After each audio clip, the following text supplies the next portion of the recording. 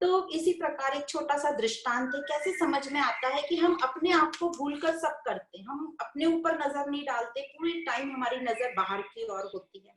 तो एक दृष्टांत इस प्रकार है कि एक नाव में, एक बोट में कुछ प्रोफेसर लोग, 11 प्रोफेसर थे, अलग अलग फील्ड में महारथी थे। वो एक बोट में बैठ के कहीं दूसरे तट पर जा रहे थे।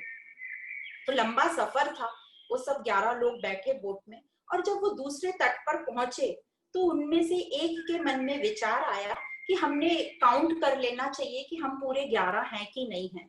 तो एक व्यक्ति खड़ा हुआ और उसने काउंट किया।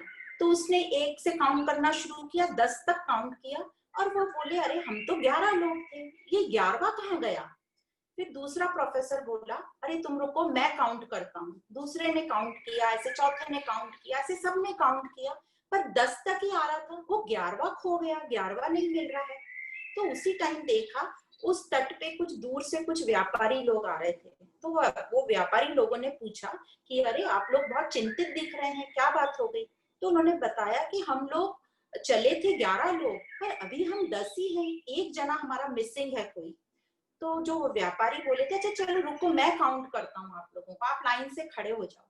तो वो सब लाइन से खड़े हुए और ये व्यापारी ने काउंट करना शुरू किया और 11वें तक काउंट कर लिया। तो वो बोले आप तो पूरे 11 हो। तब सबको समझ में आया कि जो एक पर्सन काउंट कर रहा था वो अपने आप को काउंट नहीं कर रहा। तो वो 11वां कौन है, वो 11वां हम हैं। तो हमें अपनी दृष्टि अपनी ओर रखनी है। तो इस यहाँ 7वें से 12वें अध्याय तक हमको यही एक्सप्लेन किया गया है कि बाहर से अपनी दृष्टि को हटा के अपने ऊपर अंदर की ओर जोड़ो। तो इस प्रकार यहाँ पर हमको अपने आप से जुड़ने की बात कहते हैं, और कृष्ण अब आगे एक्सप्लेन करते हैं कि कैसे हम अपने आप को जुड़ सकते हैं। उसके लिए हमें थोड़ा सा डिटेल में पढ़ाई करनी पड़ेगी, समझना पड़ेगा कि हम हैं कौन, हम कैसे बने हुए हैं। तो इसी प्रकार कृष्ण कहते हैं कि मेरी 2 प्रकृति है। तो यहाँ 2 नए शब्द आते हैं, एक अपरा प्रकृति और दूसरी परा प्रकृति पुरुष। तो ये जो जगत है ये 2 चीजों से बना है। अपरा प्रकृति मतलब जड़ जिसमें जान नहीं है, और दूसरा परा प्रकृति मतलब पुरुष जो चेतन तत्व है। और ये जो जड़ प्रकृति है, ये जड़ प्रकृति इस पुरुष के साथ ही जब संयोग होता है तभी उसमें व्यवहार और हमें दिखता है। तो ये जो जड़ प्रकृति है, जो अपरा प्रकृति है, ये क्या है। तो ये प्रकृति है जो हमारे 5 तत्व हैं, पृथ्वी, वायु, जल, अग्नि और आकाश, मन, बुद्धि और अहंकार। तो ये 8 चीजें मिलकर ये अपरा प्रकृति बनाती है जो कि जड़ प्रकृति है। तो यही जो जड़ प्रकृति है, इसी से हमारा शरीर बना है।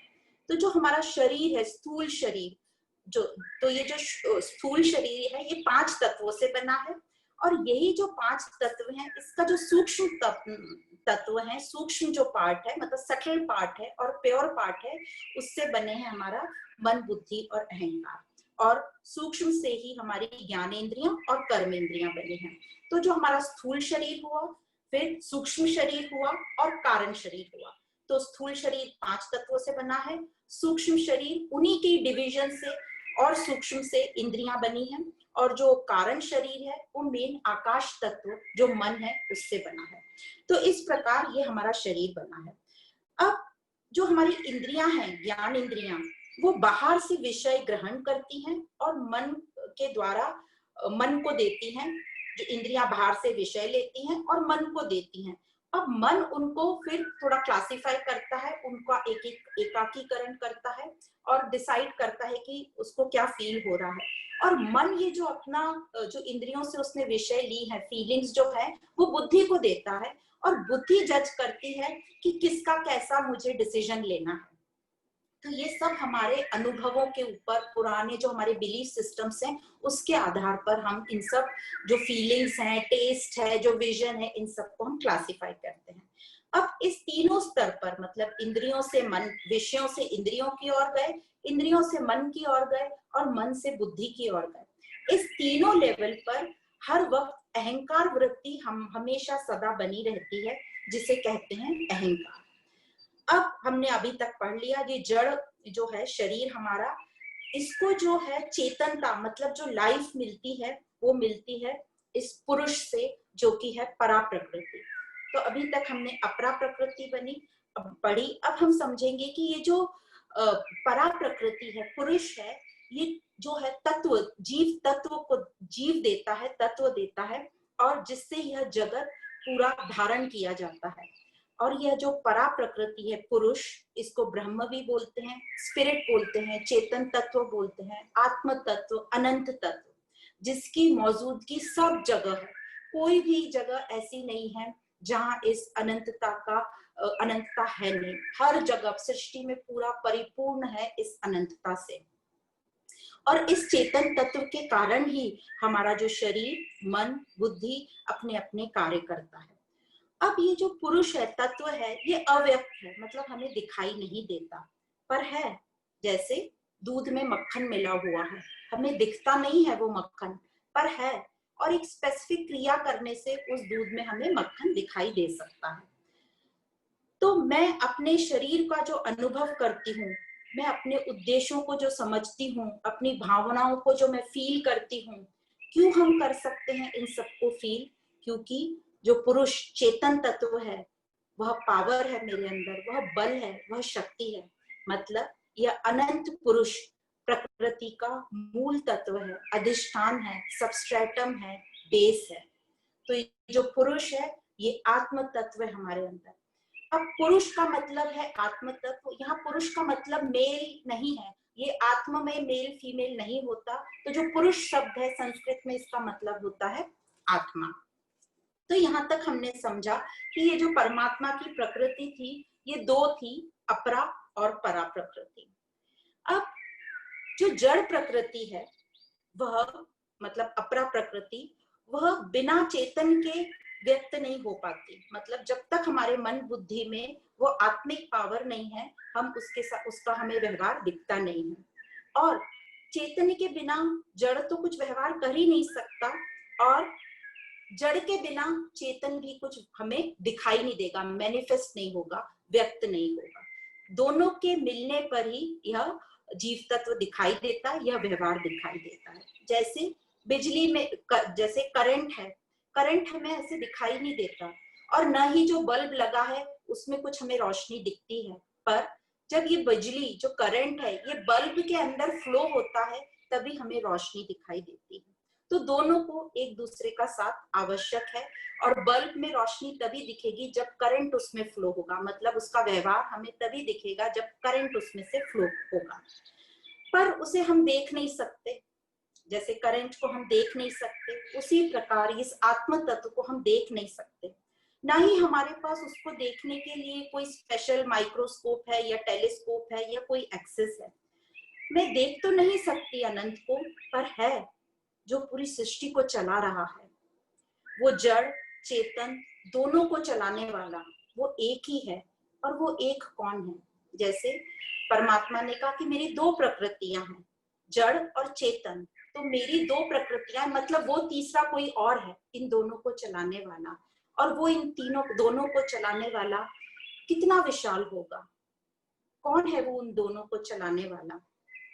तो जिस प्रकार हम पूरी सृष्टि को विशाल सृष्टि बोलते हैं, और हम सभी ने सुना भी है कि कई जो वैज्ञानिक लोग रिसर्च करते हैं, कई वर्षों तक एक ही चीज पर खोज करते रहते हैं, और वो कोई बहुत ही छोटी सी चीज होगी, समझो एक फूल पर खोज कर रहे हैं, तो उनकी खोज वर्षों तक चलती रहती है।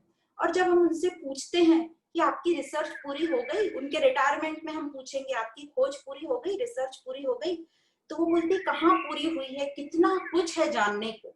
मतलब एक फूल को जानने को इतना कुछ है, तो ये पूरी सृष्टि कितनी विशाल होगी, अनंत कोटि ब्रह्मांड। जब ये सृष्टि इतनी विशाल है, अनंत है, तो उसका जो कारण है वो कितना विशाल होगा, वो अनंत होगा, कोई छोटा मोटा तो होगा नहीं। और इस अनंत को बोलते हैं पुरुष उत्तम, उत्तम पुरुष परमात्मा। अब ये पुरुष उत्तम को पुरुषोत्तम बोला जाता है, और ये पुरुषोत्तम को हम 15वें अध्याय में पढ़ेंगे, जिसको बोलते हैं पुरुषोत्तम अध्याय। यहाँ हम जड़ और चेतन इन दोनों को पढ़ेंगे। पर इसको हम और भी अच्छे से समझें तो एग्जाम्पल देते हैं। जैसे एक बच्चा पूछता है अपनी माँ से कि माँ, ये मेरे स्कूल में मट्टी बताई गई है कि ये मट्टी सब जगह होती है, तो ये मट्टी क्या है? तो उसकी माँ बोलती है उनके घर में मटके रखे रहते हैं, छोटे छोटे मटके, तो बताती है कि ये है मट्टी। तो वो बोलता है अच्छा ये मट्टी है, ये पॉट, ये मटका मट्टी है। तो वो माँ बोलती है नहीं नहीं नहीं, ये मटका मट्टी नहीं है, ये मटका जिस चीज से बना हुआ है वह मट्टी है। तो बच्चे को नहीं समझ में आता है, तो माँ उसको बाहर ले जाती है और जहाँ मट्टी के बहुत सारे बर्तन बन रहे हैं बताती है कि ये सब मट्टी है से बने हुए हैं, मटके हैं। तब भी उसको नहीं समझता, तो उसको बताती है कि ये जो चूरा, मट्टी को वो मटके तोड़ती है और बताती है कि ये जो चूरा बचा है ये मट्टी है। कहने का मतलब जो मटका था वो तो चेंजेबल है, परिवर्तनशील है, पर जो उसकी मट्टी थी वो हमेशा वैसी की वैसी रहेगी, वो चेंजेबल नहीं है। तो इस प्रकार उन्होंने जो परिवर्तनशील है, जो शर है, उसको बताया, अपरा प्रकृति जो चेंजेबल है, जो हमारे 5 तत्व हैं, और परा प्रकृति मतलब जो चेंजेबल नहीं है, हमारी चेतनता, उसको मट्टी के एग्जाम्पल से बताया। फिर वो बच्चा पूछता है, थोड़ी दिन बाद वो कहीं खेलने जाता है और बहुत सारी मट्टी देखता है गार्डन में। तो वो पूछता है ये क्या है? तो माँ बताती है ये इसका सोर्स है, यहीं से ये सब मट्टी आती है। मतलब ये दोनों को, शर और अक्षर दोनों को चलाने वाला एक कोई तीसरा है, जो कि अनंत कोटि ब्रह्मांड, जिसको हम परमात्मा कहते हैं, पुरुष उत्तम कहते हैं। तो इस प्रकार ये सिद्धांत से परिवर्तनशील, परमानेंट और दोनों को चलाने वाला उत्तम पुरुष को इस सिद्धांत से समझाया गया है। एक और बहुत अच्छी स्टोरी से समझाया जा सकता है। जैसे एक फैमिली है, 2 बच्चे हैं, एक बच्चा 5 साल का है, एक बच्चा 10 साल का है और माँ बाप है।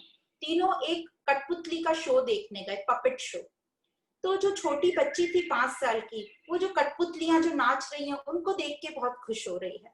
तभी उसका बड़ा भाई जो 10 साल का था वो बोलता है, अरे इनको देख के क्या खुश हो रही है, ये जो कठपुतलियां हैं तो ये सब जो तार लगे हैं ना इससे चल रहे हैं, जो तारों की विशेषता है इसमें। तो जो उनके माँ बाप हैं वो बोलते हैं उससे भी जो ऊपर ये कठपुतली को चलाने वाला है, ये उसकी विशेषता है, वो इन सबको चला रहा है। तो इस प्रकार ये 3 लेवल पे हमने समझा, शर, अक्षर और उन दोनों को चलाने वाला पुरुष उत्तम, पुरुषोत्तम। तो इस अध्याय में हम और आगे बढ़ते हैं, और जिस प्रकार हमने देखा कि ये अनंत कोटि ब्रह्मांड है, तो अनंत कोटि ब्रह्मांड को चलाने वाला भी अनंत होगा, वो परमात्मा। पर ये पूरे ब्रह्मांड में समानता क्या है? मतलब मेरे में, आप में, ये टेबल, चेयर, ये लैपटॉप, आईपैड, ये पेन, पेंसिल, ये चश्मा, इन सब में समानता क्या है? ये चश्मा पेन नहीं हो सकता, आप मैं नहीं हो सकती, मैं आप नहीं हो सकते, पर समानता क्या है? कुछ तो ऐसी चीज है जो हम सब में समानता होगी। तो वो समानता है होनेपन की। हम हैं, हम सब हैं, इजनेस, यही हम सब में समानता है। अब यदि कोई वस्तु को हम खत्म करना चाहें, तो हमने देखा है कोई भी वस्तु खत्म नहीं होती है। हम जला देते हैं कोई चीज को तो वो राख बन जाती है, हम किसी चीज को गला देते हैं तो वो गलकर वो फॉर्म ले लेती है। जैसे शक्कर को पानी में गलाया तो खत्म नहीं हुई, वो मीठा बन गया। नमक को पानी में मिलाया तो वो नमकीन बन गया। तो कोई भी चीज खत्म नहीं होती, पर दूसरा फॉर्म ले लेती है। इसीलिए बोलते हैं ये जगत नित्य है, परिवर्तनशील है, परिवर्तन होता रहेगा, फॉर्म बदलते रहेंगे, इसलिए वो नित्य है, खत्म कभी कोई भी चीज नहीं होती। तो यह जो होनापन है, जो हम सब में है, इजनेस, जो हम हैं, इसको बोलते हैं जीवन, लाइफ, कॉन्शियसनेस। अब ये जीवन में, ये जीवन का कारण जो है वो है चेतनता, अनंता, आत्मा। तो इस प्रकार हम सब जो हैं, होनेपन का जो हमारा एग्जिस्टेंस है, उसको ही कहा गया है ये अनंतता, चेतन स्वरूप। जैसे आदि शंकराचार्य जी कहते हैं कि ना मैं मन हूँ, ना मैं बुद्धि हूँ, ना मैं अहंकार हूँ, ना मैं ये 5 तत्व हूँ, मतलब मैं शरीर भी नहीं हूँ, ना मैं राग हूँ, ना द्वेष हूँ, ना लोभ हूँ, ना मोह हूँ, ना मैं पाप हूँ, ना मैं पुण्य हूँ, ना मैं काम हूँ, ना मोह हूँ, न मैं वेद हूँ, न मैं शास्त्र हूँ, न मैं कोई तीर्थ हूँ, न मैं मृत्यु हूँ, न मैं गुरु हूँ, ना मैं बंधु हूँ, ना मैं भोग हूँ, ना मैं भोगता हूँ, तो फिर मैं कौन हूँ? मैं ये आत्मा हूँ जो निर्विकल्प है, निर्गुण है, सर्वत्र है, सर्वव्यापी है। तो इस प्रकार यह जो चेतनता है, ये जो चेतन तत्व है, ये हम सभी की बुनियाद है, ये हमारा बेस है, ये हमारा मूल कारण है। ये कभी ना बदलने वाली, कभी ना खत्म होने वाली बुनियाद है। तो ये जो चेतन तत्व है, ये क्या हमारी हम सबकी आत्मा से भिन्न है? हम सबको अलग अलग करता है? ये चेतनता, पुरुष, अनंता, ये ना दिखने वाला हम सबकी जो नींव है, वह कैसे हम सबको जोड़े रखता है? अब ये क्वेश्चन है कि ये हमें कैसे जोड़े रखता है। तो इसका बड़ा ही सुंदर एग्जाम्पल भगवत गीता में दिया है। जैसे माला में मोती गुथे हुए होते हैं, तो ये मोती हम सब हैं, पर ये जो हम सबका साइज शेप अलग है। तो जब आप ओरिजिनल पर्ल की माला देखोगे तो सब पर्ल्स अलग अलग शेप साइज के होते हैं। ये आर्टिफिशियल है इसलिए सेम है सबके साइज। तो जो ओरिजिनल माला होती है उन सबका साइज शेप अलग होता है। तो ये सब हम मोती हैं। अब इन सबको, हम सबको कौन बांधे रखा है? ये धागा जो इस माला में है। अब ये जो धागा है हमको दिखता नहीं है। यदि आपने कभी देखा होगा, आप माला गुथाते हैं और उसका माला का कहीं धागा दिखता है तो वो आपको अच्छा नहीं लगता, आप बोलते हैं अच्छे से गूथो ना, इसको धागा नहीं दिखना चाहिए। तो इसी प्रकार ये जो धागा रूपी अनंतता है, ये हम सबको बांधे रखी है। ये हम सब में कॉमन है। यही हम सब में चेतनता है जो हम सबको बांधे रखी है और हम सबकी नींव है। अब यही सिद्धांत है। ये जो सब समझ जाएगा कि ये जो अनंता रूप धागा हम सबको बांधे रखा है, यदि हमें ये समझ गया कि ये हम सब में सेम है, तो हमारे में अपने आप ही प्रेम अवतरित होगा। हमको अनुभव होगा उस प्रेम का और हमें बहुत ही आनंद और प्रफुल्लता अनुभव होगी।